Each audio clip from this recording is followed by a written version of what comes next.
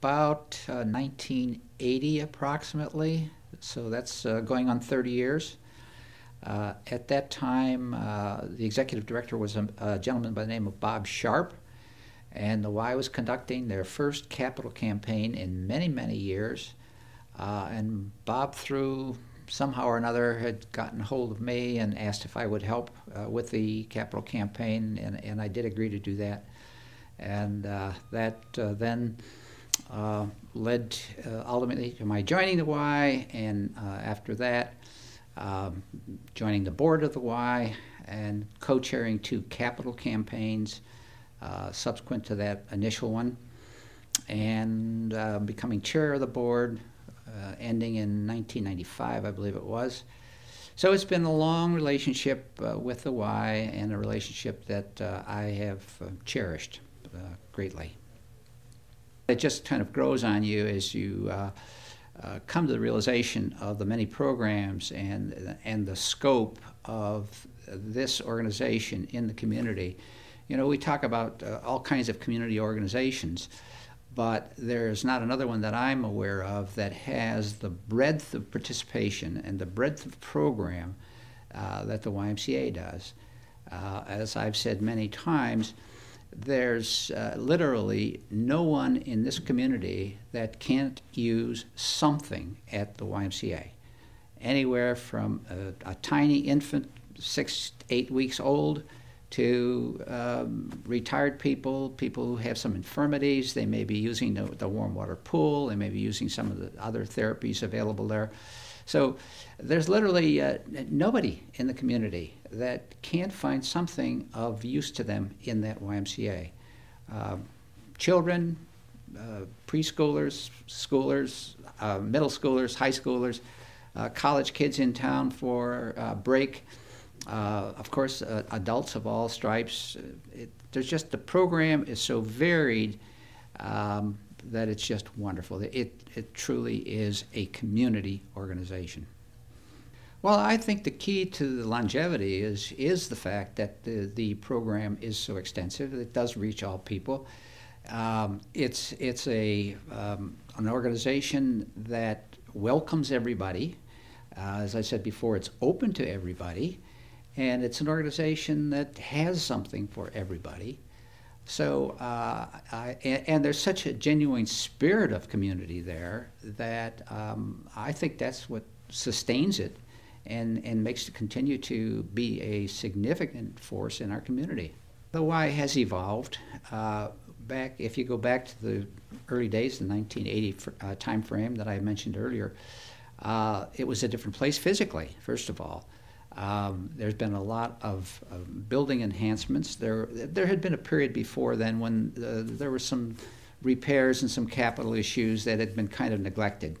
So starting someplace in the mid-70s, I would say, there was substantial effort to improve the infrastructure of the building, to just improve what was there. And then the next step was to improve and expand the facilities that were there. And with the 1993 capital campaign, we raised the money to build what's now called the Grimm Family Aquatic Center, which is a whole new building out to the south of the main building. And then in the 2001 or 2 capital campaign, we built the 2nd floor above the aquatic center. So these are beautiful expansions of the facility that have taken place over the years. I think back to the early days, there was a cafeteria right off the main lobby. Well, of course, that has been long been gone, and that's now a very nice exercise studio. So there have been a lot of physical changes in the association, and that has led to program changes, and that has brought some additional people in. But the core issues are still extant that were there 30, 40 years ago. So the core is constant, but it keeps being embellished, and it gets better. There is a substantial wellness mission at the YMCA, and in fact there's a dedicated program whose name I can't exactly recall, but it is dedicated to improving the fitness of children and adults.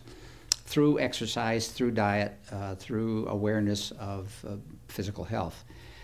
There are many facilities available. There's a very, very nice workout area. There's a large gymnasium. There's an inside running track. There are 2 swimming pools. There are private exercise or semi-private exercise studios. There are courts for racquetball, handball. So all the facilities are there pretty much to accommodate any indoor activity that people would choose as their method for improving their fitness. So it's a comprehensive facility for providing that function. I like to use the term it's a melting pot because it brings together people from every corner of the community. You know, when people are in the locker room without any clothes on, everybody looks the same. And it doesn't make any difference what your street clothes look like. It doesn't make any difference whether you're rich or whether you're poor, whether you're black, you're white, you're Hispanic. None of those things matter. Everybody's there. Everybody's in a common activity. And it just works beautifully.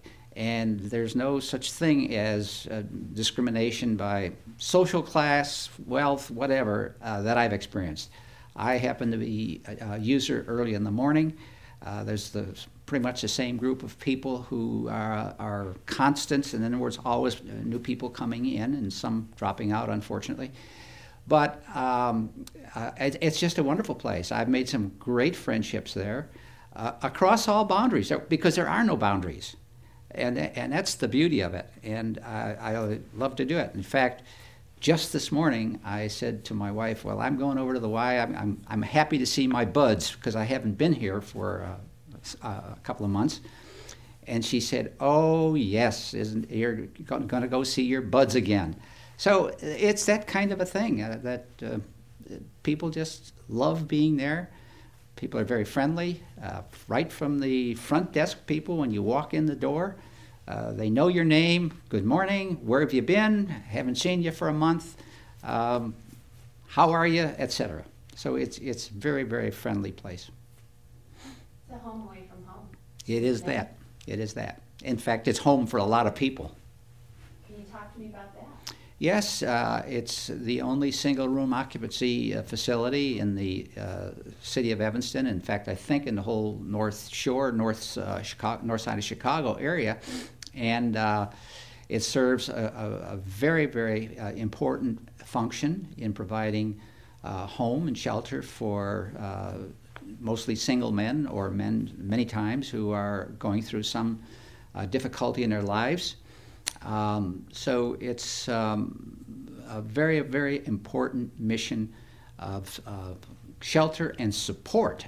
Support is an interesting part of it as well for a segment of our population. Again, another one of those underserved populations that has a place to go at the YMCA.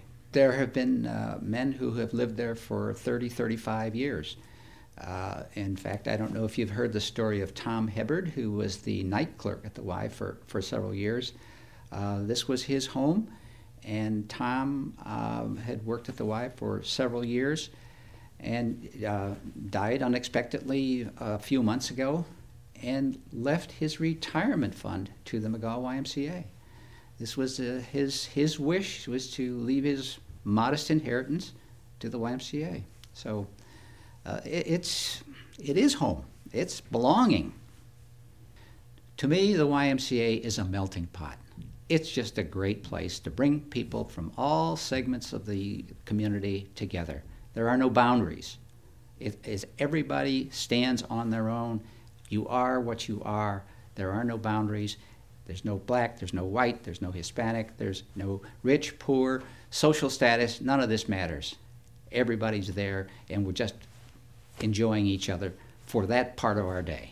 Well, I think that, again, the secret is the mission and the effectiveness, the fact that it is such a community-wide organization and does serve such a large segment of the population. So many people have been touched for it. 125 years is a long time, and we've got multiple generations of people who have been touched by the YMCA. Camp Echo is a perfect example of that. We've got multiple generations of people who have gone to Camp Echo and experienced it and love it very, very deeply. It was almost a life-changing event for some folks. So it's impacted people at the personal level. And I think another important part of the reason for people's generosity is because the organization has kept up with the times. It has grown. It's been perceived as a perpetual organization. It's not something that depends upon one person or a small group of people. It's got real deep roots in the community. And the feeling is that it is a long-term, perpetual type organization, and people feel good about leaving money to those kinds of organizations as opposed to more ephemeral kinds of charities that may come, they may survive, they may not. Well, my dream for the organization would be that it continues to increase its market penetration, that it continue to be a force and reach even more people in this community, to reach them with good programs, with good facilities, at reasonable costs, and with subsidization for those people in the community who are not able to perform, to afford it, and just to keep on keeping on. A lot of good has been done. Children who are identified as perhaps headed toward not good outcomes are identified. They're brought into the Project SOAR program. Each child has a mentor dedicated to that child alone. It's an ongoing, it's a major commitment on the part of the volunteers, but it's been a very successful program. We never know, of course, how many children have been saved, so to speak, from bad outcomes, but certainly we can feel very certain that a lot of children have. So another one of these support programs. Now, here's a program there's no revenue generated from it except through contributions, but community service, kind of thing that is a service to the community, providing for a need.